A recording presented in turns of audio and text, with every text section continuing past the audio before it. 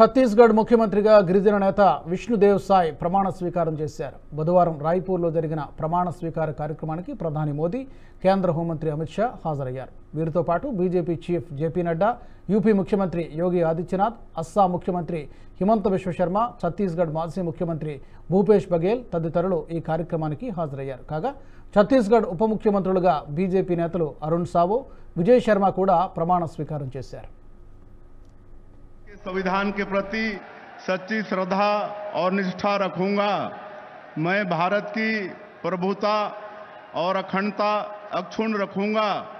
मैं छत्तीसगढ़ राज्य के मुख्यमंत्री के रूप में अपने कर्तव्यों का श्रद्धापूर्वक और शुद्ध अंतःकरण से निर्वहन करूंगा तथा मैं भय या पक्षपात, अनुराग या द्वेष के बिना सभी प्रकार के लोगों के प्रति संविधान और विधि के अनुसार न्याय करूंगा।